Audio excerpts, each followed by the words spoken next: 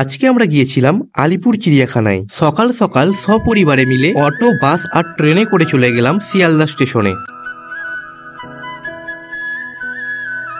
তারপরে আমরা শিয়ালদা থেকে বাসে করে চলে গেলাম আলিপুর চিড়িয়াখানাতে। সেখান থেকে আমরা অনলাইনে টিকিট কেটে নিলাম। আপনারা চাইলে অফলাইন থেকেও টিকিট সংগ্রহ করতে পারেন।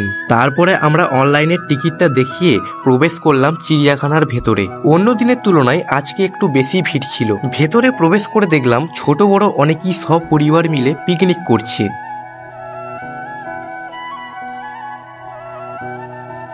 আপনারা জুয়ের ভেতর ঘুরতে ঘুরতে এরকম ছোট ছোট ম্যাপ দেখতে পাবেন। পারলে এটার একটা ছবি তুলে নেবেন, তাহলে আপনাদের ম্যাপ দেখে জুটা ঘুরতে সুবিধাই হবে।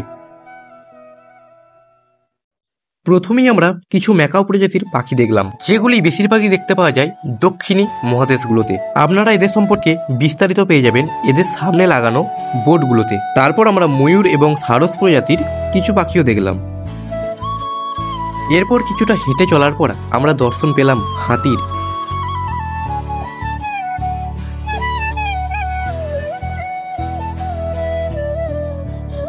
দেখুন, আপনারা কিন্তু চাইলে ছোট বড় অনেক রকম পাখির প্রজাতিও দেখতে পারেন এই জুয়ের ভেতরে। আপনাদেরকে শুধু এই সাইনবোর্ডগুলো ফলো করতে হবে।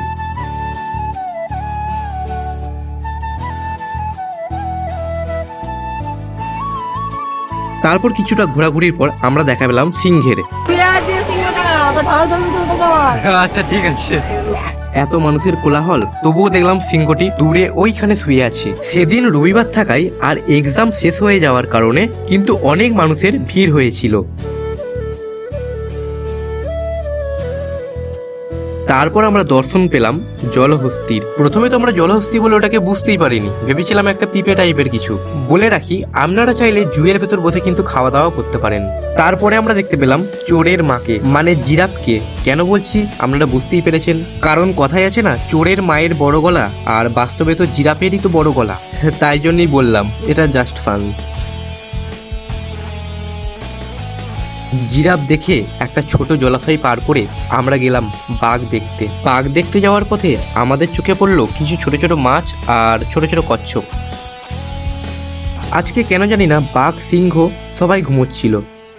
ভিডিও শুরুতে বলেছিলাম না ম্যাপের কথা, এই যে ম্যাপ, এইগুলো ফলো করেই আপনারা যাবেন, তাহলে আপনাদের দেখতে সুবিধা হবে।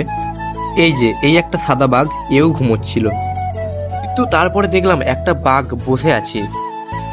বাঘ দেখে আমরা চলে গেলাম দুসিং গন্ডার দেখতে। যাই হোক, এই গন্ডারটা কিন্তু ঘুমায়নি, এ কিন্তু ঘুরে ঘুরে ঘাস পাতা খাচ্ছিল।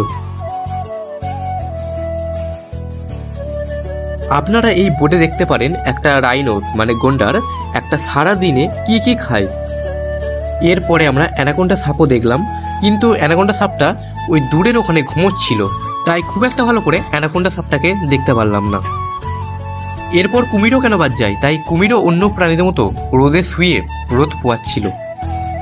তারপর হঠাৎ দেখলাম একটা বক কুমিরের দিকে এগিয়ে এগিয়ে যাচ্ছে।